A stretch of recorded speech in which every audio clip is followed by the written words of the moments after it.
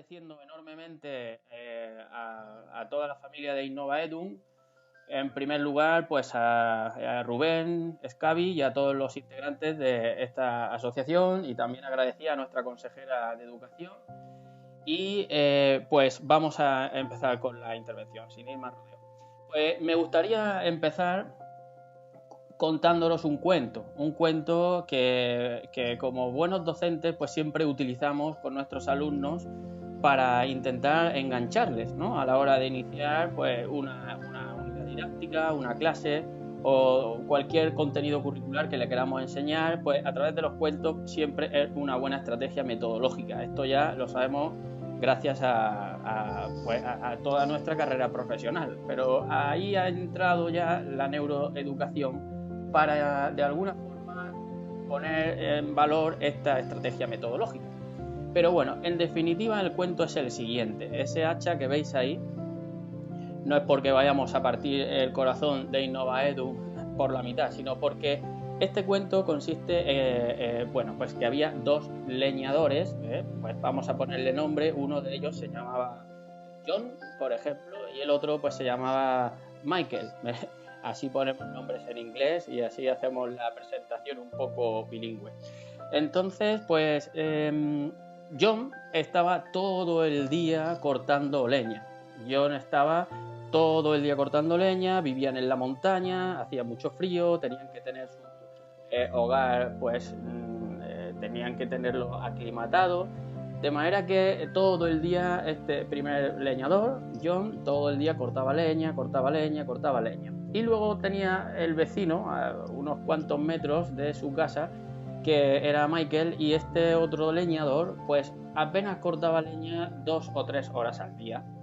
El resto del día pues este primer leñador pues veía que hacía otras actividades, que estaba con su familia, que reía, que jugaba. Y luego además cuando iba a trabajar pues siempre iba con una sonrisa, siempre iba contento.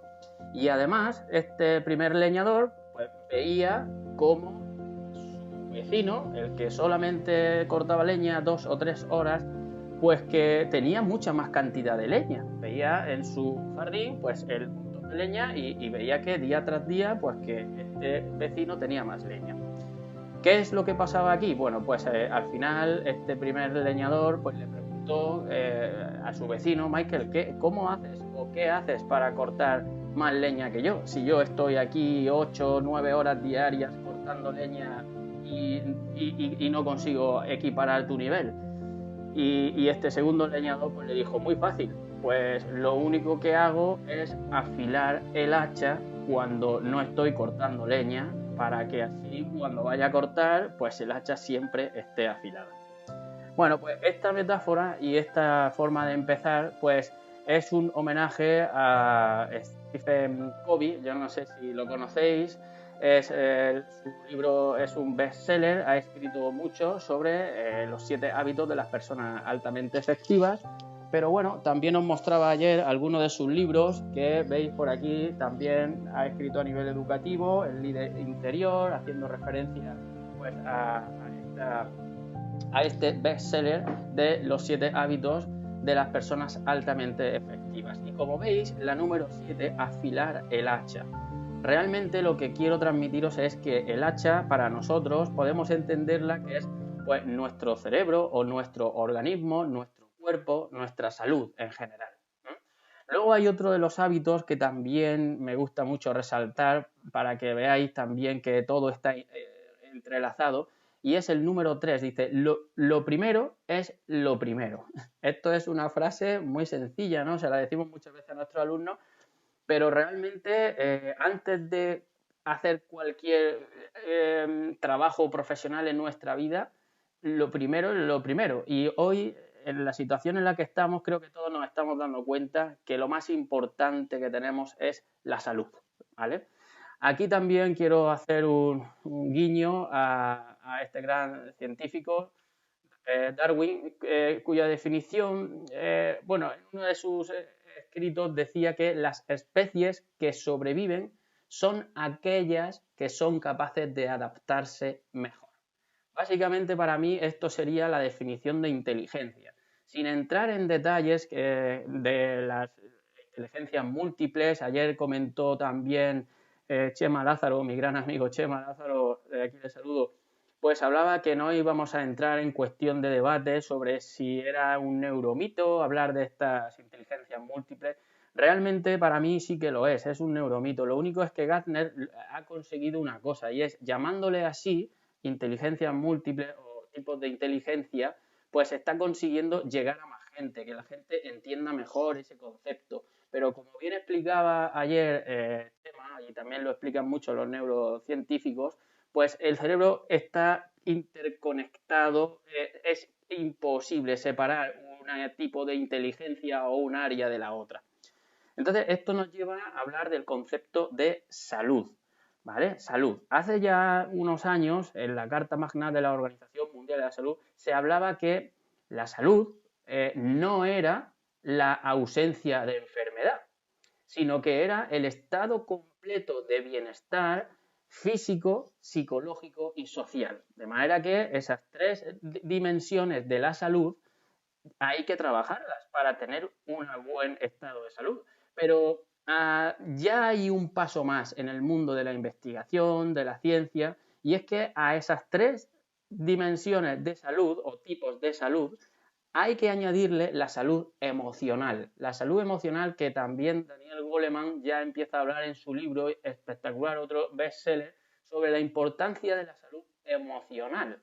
Pero además, hoy día ya estamos trabajando y estamos viendo la importancia de la salud interior, la salud espiritual o la salud interior. Aquí entra en juego una de las herramientas que hoy día se está poniendo en boga, pero que no es que se haga hoy día. Se lleva haciendo durante toda la historia. De hecho, el yoga es una de las actividades o de las acciones para el cuidado de la salud que más años tiene, más años de historia. Pues el yoga, el mindfulness, la meditación, tiene mucho que ver con esta salud interior. De manera que podemos entender que la salud es, hay 5 dimensiones o 5 tipos de salud o 5 saludes, como así las denomina Irene Pellicer en su majestuoso libro Neuroeducación Física, que desde aquí pues también le mando un saludo. De manera que, teniendo claro el concepto de salud, tendríamos que definir ahora el concepto de actividad física, que no es otra cosa que cualquier movimiento que hagamos que requiera un gasto energético adicional al basal.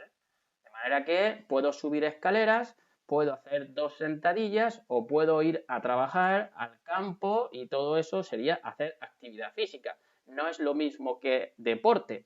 El deporte sería la actividad física reglada, sistematizada, en busca de un resultado, de manera que tendríamos que entender esa diferencia.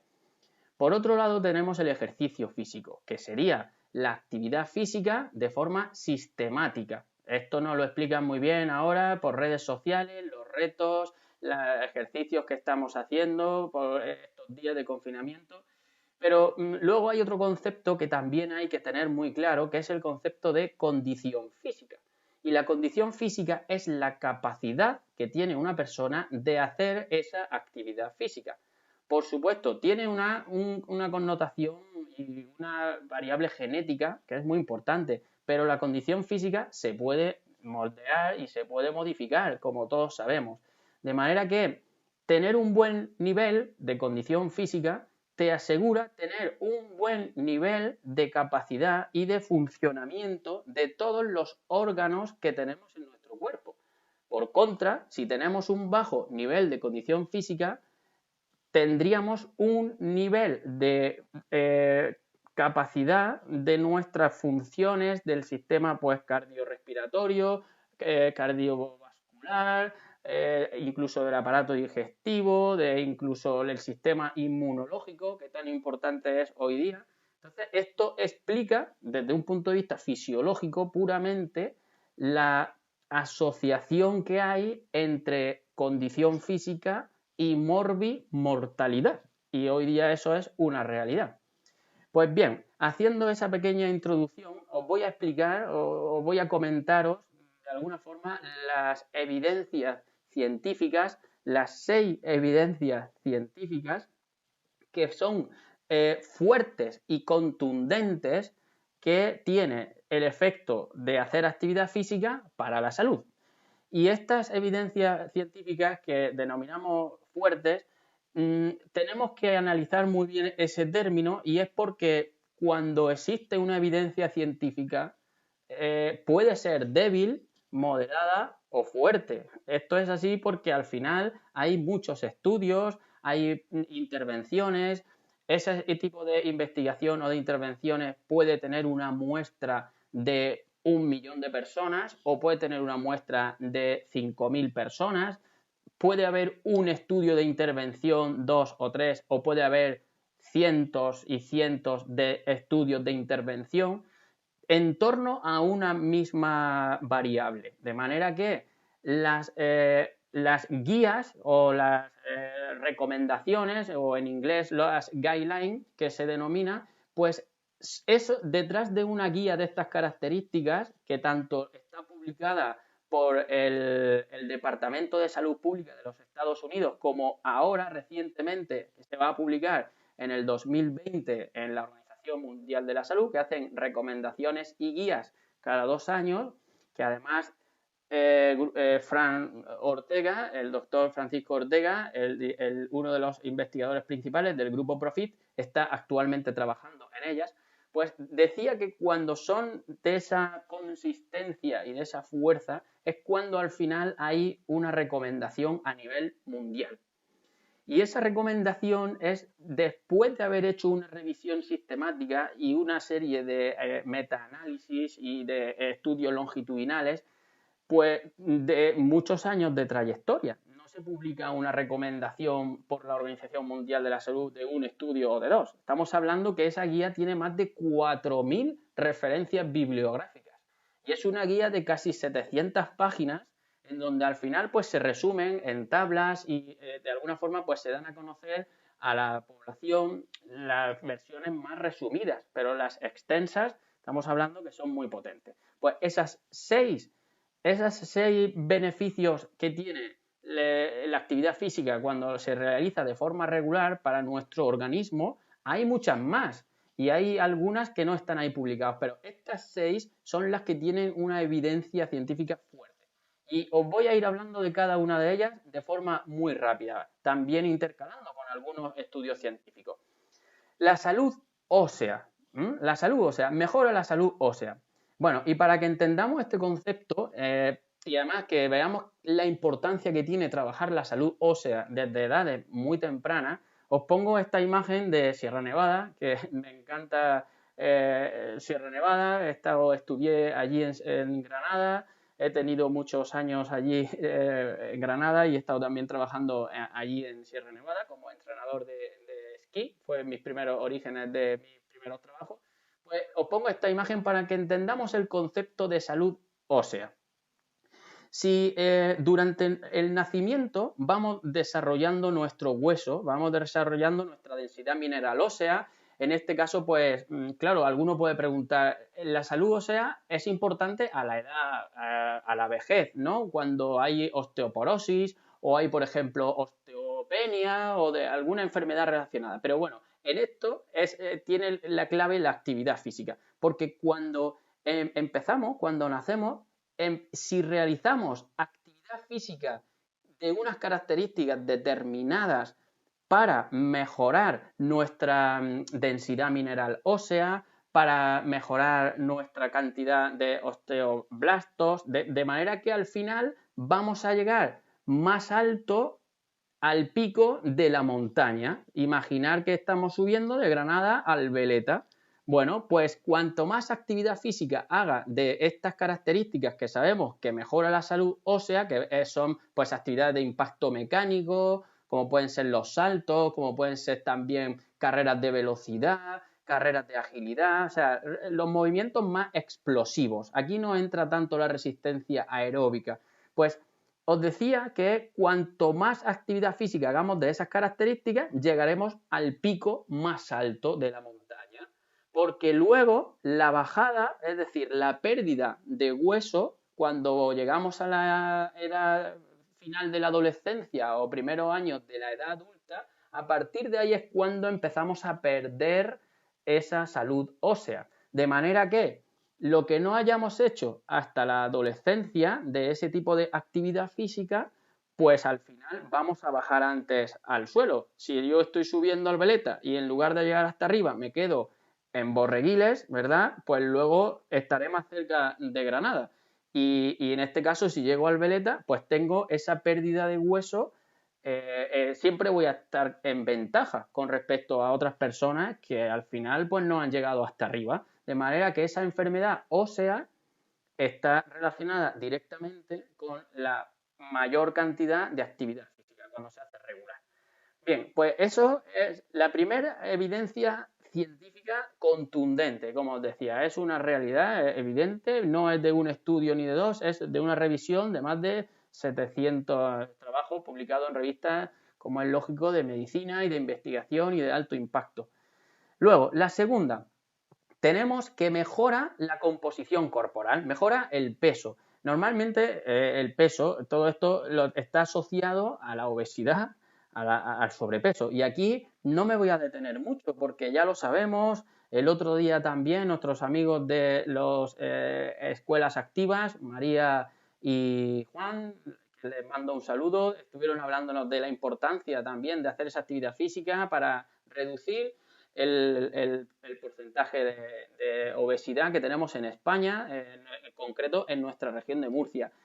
Por desgracia, esto es una realidad. España siempre está a la cabeza de Europa en prevalencia de sobrepeso y obesidad infantil. Estamos siempre, cada año se van haciendo estudios, se van actualizando, dependiendo del rango de edad que se coja, de 7 a 9 años, de 7 a 15, pero en todos los estudios España está entre el primer, el segundo o el tercer país de mayor índice de obesidad y sobrepeso infantil. Y en concreto, nuestra región de Murcia, pues también está en este ranking también, por desgracia. Entonces hay que poner medidas y esto lo sabemos, que la obesidad y el sobrepeso es una enfermedad que está asociada a otras cardiovasculares, metabólicas y es un factor de riesgo cardiovascular, como veremos posteriormente. De manera que el tercer, dijéramos, beneficio de la actividad física es que mejora la resistencia cardiorrespiratoria y la fuerza muscular. Esto es una evidencia, es decir, cuanto más actividad física hagas, vas a mejorar tu capacidad pulmonar, está claro, y también vas a mejorar tu fuerza muscular. Entonces, ¿hasta qué punto? Esto se ha sabido y se sabe desde hace muchísimos años, pero ¿hasta qué punto? Bueno, os pongo ahí una diapositiva para que entendamos ese tipo de condición física que estamos analizando, pues tiene muchas capacidades. La velocidad, la flexibilidad, pues la velocidad, la coordinación, la agilidad se relacionan con esa densidad mineral ósea que hablaba, la flexibilidad con temas de dolor de espalda, pero ahora nos centramos en esas dos que hay ahí, resistencia y fuerza. Dentro de la resistencia, pues la resistencia aeróbica, la fuerza muscular. Pero os decía, ¿cómo de importante es la condición física si lo comparamos con otros factores de riesgo? Esta es una pregunta interesante. Luego, si queréis, hablamos y debatimos estas cuestiones. Pero aquí tenemos otra que tiene que ver con esto que estamos hablando y es que ¿cuántas personas salvaríamos si en lugar de ser fumadoras, pues no fueran fumadoras, o si en lugar de ser personas con diabetes de tipo 2, pues no fueran diabéticas? Podemos hacer esas estimaciones y ya hay estudios que están ahí haciendo ese tipo de investigaciones. Pero, ¿y si estudiamos en personas que tienen bajo nivel de condición física, si les cambiamos y tienen un buen nivel de condición física? Bueno, pues esto ya se ha hecho con un estudio y os voy a comentar así algunos muy rápido. Fijaros la muestra, más de 40.000 personas, hombres, y luego más de 12.000 mujeres, en donde se puede ver, no sé si estáis fijándolos, es muy sencilla esta gráfica, que todas esas factores de riesgo de enfermedad metabólica, diabetes, el alto colesterol, la hipertensión, fumar, la obesidad, pues si revertimos esa, dijéramos, asociación, tener obesidad y no tener obesidad, hombres por un lado, color negro, mujeres por otro lado, en color blanco, vemos que salvaríamos de vidas, en el caso de la obesidad, pues casi un 4%, en el caso de fumar, pues casi un 10%, pero vemos que la hipertensión en hombres pues también llega casi aquí a un nivel de 14%, pero la diferencia entre tener bajo nivel de condición física y cambiarlo a tener buen nivel de condición física, estamos viendo que el porcentaje de vidas que salvaríamos es descomunal comparado con las otras factores de riesgo cardiometabólico, ¿no? De alguna forma vemos que es importante tener esto en cuenta y aquí vemos una imagen de un motor oxidado y un motor que está como nuevo. Entonces, claro, cuando vamos al médico, normalmente pues nos toman la tensión, nos hacen un análisis, una analítica de sangre y todo esto pues al final son pruebas que nos deben de hacer para controlar nuestro estado de salud. Pero, ¿qué pasaría si en lugar de hacernos eso, pues nos pudieran hacer una prueba de esfuerzo? Lo que pasa es que igual en el hospital no se podría hacer, ¿no? En los colegios y en los centros educativos en general podríamos hacer este tipo de pruebas y además se hacen, que los profesores de educación física las suelen hacer. Bueno, simplemente por comentar algunas cuestiones de esa mejora y ahora entramos a la mejora cardiometabólica. Aquí es donde entra en juego el concepto de enfermedad cardiovascular, es la primera causa de muerte en el mundo, es el mayor gasto sanitario que hay en enfermedad cardiovascular y aquí entra también el concepto del síndrome metabólico. El síndrome metabólico pues, está compuesto pues, por ejemplo, del lípidos en sangre, el LDL, el colesterol, la hipertensión, todo esto que normalmente estamos acostumbrados a escuchar. Pero nunca hemos oído hablar al médico decir, no, tienes también un factor de riesgo por tener un bajo nivel de condición física. Indistintamente si tiene hipertensión o si no tiene hipertensión o si tiene diabetes o no, esto es una realidad. Y esto también lo sabemos. Cuando hay una enfermedad cardiovascular en el futuro, los primeros indicios de esa enfermedad se producen en la infancia y en la adolescencia. Se han hecho muchos estudios longitudinales. Entonces, esto es básicamente como una tubería de una casa. De un día para otro, la tubería no se atasca. Tú no enciendes el grifo un día y no pasa el agua. Es porque lo has ido ensuciando, porque se ha ido acumulando cal y porque se ha ido de alguna forma deteriorando con el mal uso normalmente, ¿no? Pues con nuestro organismo pasa exactamente igual. La enfermedad cardiovascular acontece a una edad en función de los hábitos que hayas tenido durante tu etapa. Y uno de esos hábitos, como es lógico, es la actividad física. Bien, os presento aquí a Stephen Blair. Posiblemente es el gurú de la actividad física relacionada con la salud. Ya en el 1989 publicaba uno de estos estudios que es evidencias científicas con más de 5.000 personas, estudios en diferentes países, donde ponía esa relación de actividad física con la mortalidad. Y era una evidencia. Aquí hay muchos más estudios de los cuales podríamos hablar. Pero centrándonos en el de Stephen Blair del 1989, vemos cómo aquí, relacionando lo que sería la mortalidad con personas que de alguna forma han tenido un bajo nivel de condición física, vemos aquí a la izquierda el nivel de condición física muy bajo y a la derecha pues el nivel de condición física cardiorrespiratory fitness es muy alto, de manera que la probabilidad de mortalidad vemos que es extremadamente pues clarificador, ¿no? Con esta gráfica, tener un bajo nivel de condición física tiene más probabilidad de muerte.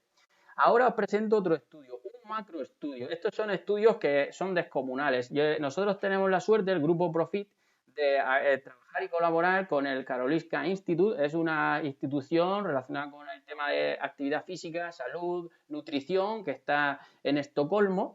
Y aquí en este macroestudio, con más de 1.000.000 de personas, analizándoles y haciendo un seguimiento desde los 15 años, 18, 28 y 54, vemos, y esto es un dato importante, que aquellas personas que en edad adulta le diagnostican una enfermedad crónica, severa, irreversible, y que ello le lleva a una pensión por incapacidad. Estamos hablando que es una enfermedad, sea del tipo que sea, pero es una enfermedad que el Estado le lleva a tener esa pensión. Bueno, pues vemos cómo la asociación claramente de tener un bajo nivel de condición física te lleva a mayor probabilidad de tener esa baja laboral o en este caso o esa pensión por indisposición, por incapacidad. Pero por otro lado, vemos que también el índice de masa corporal, dividido ahí en categorías, no sé si lo estáis viendo, sí, lo vemos en la pantalla, en la parte de la izquierda vemos que se divide como en 9 grupos. 9 grupos, desde el más bajo nivel de condición física al más alto. De manera que las personas que están en ese grupo 9 de tener un buen nivel de condición física, pues tienen menos probabilidad de tener esa baja por incapacidad o en este caso pues por una enfermedad crónica severa e irreversible. Bien, pues es importante la condición física, ya lo hemos visto, ¿no? La enfermedad metabólica, lo tenemos claro, pero es que además las dos últimas tienen que ver la actividad física con la salud mental. Este concepto, mental health, este concepto es muy reciente, solo lleva un par de años, como mucho 3 años, trabajándose, investigándose. La neuroimagen ya ha puesto en boga y ha puesto en valor todo lo que sucede en el cerebro mientras estamos haciendo actividad física o de alguna forma cómo podemos estudiar el cerebro de esas 3 vertientes, a nivel cognitivo, a nivel estructural y a nivel molecular. De manera que, sin entrar mucho en detalles, a nivel cognitivo tenemos pues lo que conocemos normalmente y habitualmente, los procesos cognitivos, las capacidades cognitivas, la memoria, la resolución de problemas, la atención, la toma de decisiones, el razonamiento. Sabemos que hay unas que son las funciones ejecutivas, que son más importantes, son las que organizan las directoras de la orquesta musical del cerebro. Pues bien, ya en el 2008, este es probablemente el primer estudio, fijaros que apenas llevamos una década, tenemos una década y pues 12, 13 años de investigación en el cerebro con respecto a lo que sería también el estudio de la actividad física y los beneficios que tiene para el cerebro. Aquí Charles Hillman, uno de los líderes mundiales sobre el estudio de la actividad física en el cerebro, ya nos pone en valor con muchos trabajos de los que ha desarrollado en su vida los beneficios que tiene a nivel pues molecular, a nivel estructural y a nivel cognitivo, como ya os decía. Pues fijaros, con este estudio hay muchos más. Os he presentado solo este para que veamos que las personas que tienen un nivel de condición física o que hacen un entrenamiento de ejercicio físico tienen mayor volumen del hipocampo, que es una estructura del cerebro que está relacionada con la memoria. Y esto es con un programa de entrenamiento que en este caso duró 6 meses. Estamos hablando que es solo en 6 meses, comparando dos grupos, bueno, y luego en un año. Luego, pero centrándonos solo en 6 meses, vemos que hay una mejora del volumen del hipocampo. Y el hipocampo, que es una zona que tenemos en nuestro cerebro, está asociada a la memoria. Se sabe que es donde se produce, pues, como el disco duro de un ordenador. Aquí otro estudio de nuestra compañera del grupo Profit, de Irene Esteban Cornejo. Vemos que hay grupos también que tenemos de bajo nivel de condición física y otros que no realizan ese programa de actividad física. Esto está hecho con niños, con más de 100 niños. Y hemos visto cómo hay hasta 9 regiones cerebrales que cambia su estructura y que mejora ese volumen del hipocampo y en concreto esas estructuras están relacionadas con el aprendizaje. En este caso pues he señalado solo el hipocampo, pero hay muchas más. De manera que yéndonos a esas funciones ejecutivas, las funciones que orquestan nuestro cerebro, aquí os presento a la doctora Adele Diamond. Ella ya después de estar toda su vida trabajando sobre el cerebro en niños, en personas, toda su vida, pues ha llegado a la conclusión que lo mejor que podemos hacer para entrenar esas funciones ejecutivas, indistintamente si lo hacemos a través de las matemáticas, a través de la lengua, a través de la educación física o a través de cualquier contenido curricular, pero lo mejor que le podemos hacer a nuestro cerebro para mejorar esas funciones ejecutivas, como estáis viendo, son siete actividades que ella propone en sus estudios científicos, ojo, y de esas 7, directamente hay 3 que están relacionadas con la actividad física. Una es actividad física, la otra es deporte y la otra es educación física. También va muy bien la música y el arte, leer libros, el aprendizaje cooperativo y el teatro, y esto lo podemos trabajar tanto en educación física como en todas las demás materias. Así que creo que también es un mensaje directo de una de las mejores neurocientíficas que hay en el mundo. Bueno, para ir avanzando y no detenernos mucho en este tipo de estudios, porque podríamos estar aquí horas y horas y horas, pero así tenemos un rato de preguntas, pues pasamos al último, ¿no? Reduce el riesgo de depresión. Bueno, esto es como un paraguas que abarca el tema de la salud mental y la depresión ya no es solo la depresión como tal, sino todas las enfermedades que están asociadas a la salud mental. De hecho, aquí tenéis una revisión sistemática de nuestra compañera del grupo Profit, María Rodríguez, y vemos como no hace falta que leamos los numeritos ni las letras, porque realmente cada una de esas filas es un estudio de intervención que se ha hecho con personas que hacen actividad física versus pues personas que no hacen esa actividad física, y han evaluado pues todo lo que está relacionado con la salud mental, pero no solamente la depresión, la ansiedad y lo negativo, sino también la percepción, la felicidad, el estado en la autoestima, la capacidad de reponerse ante una situación, como puede ser en este caso la resiliencia, o sea, cuestiones que tienen que ver con las enfermedades mentales. Y como vemos, todos los puntitos, estos que hay aquí, esto es como un estudio que se hace estadísticamente, un estudio de bosque que se llama, y entonces cada uno de esos puntitos o de esos diamantes, si está a la derecha de esa línea, pues quiere decir que la asociación es positiva. Las personas que hacen más actividad física tienen mejor salud mental. O sea que es otra evidencia. Ese sería el diamante. Y esto es otro dato impactante y por desgracia es una realidad, que creo que alguna vez lo hemos comentado en algunas charlas con Innovaedum. Es una pena, pero es así, es la realidad. La primera causa de muerte en el mundo, en niños, en adolescentes, bueno, en este caso en personas menores de 40 años, para que veamos que ahí está todo el rango, pues es el suicidio. Y este estudio, que volvemos a ese macroestudio, a esa base de datos de 1 millón de personas, en este caso eran suecos, porque los suecos lo tienen todo súper estructurado, fijaros lo difícil que sería en España, tener a niños que en el instituto se le evalúa la condición física con 15 años, luego con 18 años en el servicio militar también se le evalúa, luego cuando van al médico también se le evalúan, y así un seguimiento de 20 y tantos años. Entonces esto lo han hecho allí y lo han hecho con hombres, porque claro, las mujeres no tenían la obligación de ir al servicio militar, pero la base de datos es de 1 millón de personas, es increíble. Pues fijaros la relación tan directa que hay. Si observamos la fuerza muscular, es por un lado la fuerza en las piernas y la fuerza en el hand grip, que es la presión manual, se observa como si se acerca al nivel 1, quiere decir que tiene más probabilidad de haber sido diagnosticado con una enfermedad, con un cuadro clínico en psiquiatría. O sea que vemos que tener a los 15 años o a los 18 años en la infancia, es decir, en la adolescencia, tener un bajo nivel de condición física te hace que en el futuro no es que esté asociado, no es una relación causa-efecto, pero sí hay una relación, porque seguro que hay otros muchos factores que intervienen cuando una persona o un niño o un adolescente tiene un bajo nivel de condición física.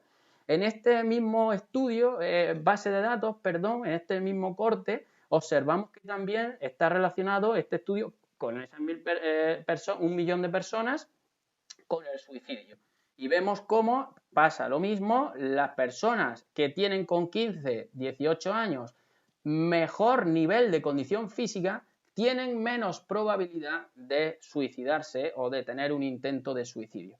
De manera que, después de lo que hemos estado hablando, yo creo que no hay duda, por esos 6 beneficios que decía, que la mejor píldora, la polipíldora del siglo XXI, como ya le llaman algunos expertos, la mejor medicina, además, es gratuita, no hay que pagar nada por ella, es hacer actividad física. Y ahora, pues nada, para terminar, vemos aquí la metáfora de un cerebro que no hace actividad física o es muy sedentario con respecto a otro pues que realiza mucha actividad física, donde esa cantidad de neuronas, que ya alguna vez hemos hablado de esto en InnovaEdum, como una neurona es capaz de conectarse entre otras neuronas de 1000 a 10.000 veces. O sea, la diferencia entre esa persona que conecta 10.000 veces una sola neurona con las otras 86.000 millones de neuronas que tenemos en el cerebro, pues puede hacer que un cerebro tenga muy poca plasticidad o tenga muy pocas conexiones versus otro que tiene más actividad física. Entonces, mis 10 humildes consejos para terminar esta charla, bueno, pues voy a resumirlos, voy a intentar pues ser muy breve para dar este decálogo que en este sentido pues yo mismo lo estoy vivenciando con mi propia familia y que creo que en estos momentos que estamos siempre viene bien tener esta ayuda. Por supuesto, y ahí ponía esas manos, un saludo aquí a Escuelas Activas, esos 10.000, vamos a por los 10.000. Está claro que es una iniciativa espectacular. Felicidades por el proyecto que estáis desarrollando, a la Consejería de Educación por apoyarlo y a vosotros dos pues estar coordinándolo, y a todos los docentes que apostáis por esto dentro de los centros educativos. Es una idea espectacular. Pero claro, es difícil que en estos momentos en los que estamos pues que haya gente que pueda tener un podómetro para medirse los pasos o que de alguna forma pueda realizarlos en casa. Entonces, el primer consejo realmente sería este: algo es mejor que nada y mucho es mejor que poco. Ya sabemos que aunque solo sea 10 sentadillas, aunque solo sea 2 minutos o 5 minutos de movimiento, le va a segregar una serie de neurotransmisores, de sustancias químicas, de oxitocina, dopamina, serotonina, le va a generar un estado de bienestar al cerebro y va a repercutir en tu metabolismo, que al fin y al cabo conlleva todo lo que tiene que ver con el cuerpo. La homeostasis es el equilibrio de nuestro cuerpo a nivel fisiológico, de manera que aunque sea un minuto, siempre viene bien. El segundo consejo sería pues esto, ¿no? Ser conscientes y consecuentes y realistas con nuestro nivel de forma física. Y aquí esto pasa porque me han llegado ya muchos mensajes de familiares, de amigos, de personas que están haciendo actividad física, siguiendo las redes sociales, siguiendo a personas que están en televisión haciendo el ejercicio físico y están realizando ejercicios por encima de su nivel. Porque antes del confinamiento pues no realizaban mucha actividad física y ahora están haciendo más de lo que su cuerpo realmente necesita o está preparado. Aquí quiero también puntualizar el concepto de agujetas. Agujetas no es otra cosa que tener micro roturas fibrilares en el músculo, de manera que estás a punto de la rotura fibrilar. No hay que jugar con fuego, y menos estos días, porque lesionarse en estos días, tener una fascitis plantar, tener una contractura, pues te va a dificultar mucho más esta situación en la que estamos. Alimentación saludable. La alimentación y la actividad física van siempre unidas. Es como las dos caras de una moneda, ¿verdad? La moneda sería la salud y la alimentación saludable nos va a hacer tener un mejor estado de ánimo. No podemos caer en la tentación, nuestro cerebro nos engaña y nos hace comprar productos que no son saludables porque pensamos que estamos en el fin del mundo y que no pasa nada, así como comida industrial o comida basura. Y esto lo que va a hacer es que le vas a engañar, le vas a dar una recompensa. El cerebro solo evoluciona cuando hay placer, cuando hay curiosidad o cuando hay necesidad. Como la curiosidad y la necesidad ahora están latentes, la única acción que mueve nuestro cerebro es el placer. Y intentamos darnos ese placer con esa alimentación o con esa comida industrial y no es una buena decisión. No olvidar hidratarse, pero no solamente cuando hacemos actividad física, durante todo el día. Esto también ayuda a tener nuestro sistema inmunológico mejor mejor, tener una buena cantidad de agua en nuestro cuerpo es fundamental. Yo ese consejo también os lo doy. No quiero entrar mucho más en detalles.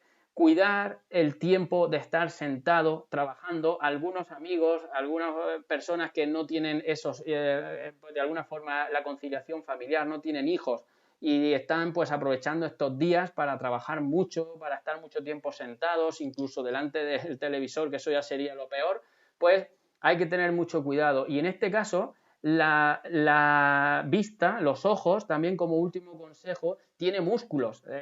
El músculo del ojo tiene, igual que cuando tenemos cualquier músculo del cuerpo, tiene como unas fibras que son para enfocar las cortas distancias y otras para lejos, de manera que un consejo es levantarse cada hora, cada 20 minutos y mirar al horizonte, donde más lejos puedas mirar. Hay como una frase que se dice el 20-20-20, es decir, estar como máximo 20 minutos sentado, hacer luego 20 segundos visualizando o mirando algo que esté a 20 pies, en este caso el equivalente a 6, 8, 10 metros aproximadamente, si es más lejos mejor, y estar pues eso, esos 20 segundos.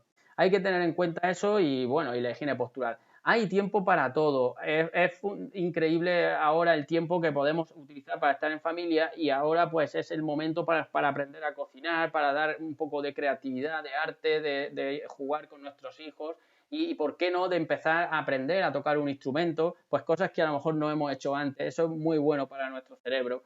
Hablaba de la higiene postural antes. Mi recomendación sería tener en cuenta esto porque al final la espalda también va a sufrir de estar tanto tiempo en casa. No quiero entrar mucho en detalles porque ya estamos terminando y me gustaría estar un rato con vosotros hablando por el chat. Así que pues nada, uso limitado de pantallas, sal a menudo, pero no a la calle. Esto es muy importante por la vitamina D, que el sol ayuda a sintetizar la vitamina D. Sin esos rayos solares, pues también vamos a tener algún problema que podría ser más grave. Y practica mucho el humor en familia, la sorpresa, la magia. Ya con esto termino. Muchísimas gracias a todos y como es lógico aquí para todos los compañeros de InnovaEdun y para todos los que estáis viendo esta grabación, también muchísimas gracias, Esperanza, por haber apostado por esa iniciativa de incrementar el número de horas de educación física, que al fin y al cabo lo que estamos haciendo es incrementar el número de horas de actividad física de nuestros escolares. No es suficiente, yo creo que todos lo tenemos claro, pero ayuda y es un granito más de arena para aportar a esto que estamos hablando. Muchísimas gracias a todos y pues nada, me quedo a vuestra disposición para las cuestiones que queráis comentarme por el chat. Pero a veces en casa yo también he intentado trasladar este tipo de propuestas o estos consejos para cualquier persona que también pueda estar en este momento viéndonos y hablo pues personas de la tercera edad, nuestros abuelos que están en casa, cualquier cosa suma, cualquier movimiento que hagamos y si puedo hacer con un poquito más de esfuerzo, pues mejor. Algún reto podría estar bien. Por aquí mi amigo Fernando de música. Muchísimas gracias Fernando por estar aquí. Pues sí, la verdad es que podría ser interesante. Yo creo que este reto que vamos a proponer para terminar y así con esto también hacemos un poco de actividad física, yo creo que puede venir bien. Yo os pido el siguiente reto. Es un golpe en las rodillas, una palmada y tocarse la nariz y la oreja.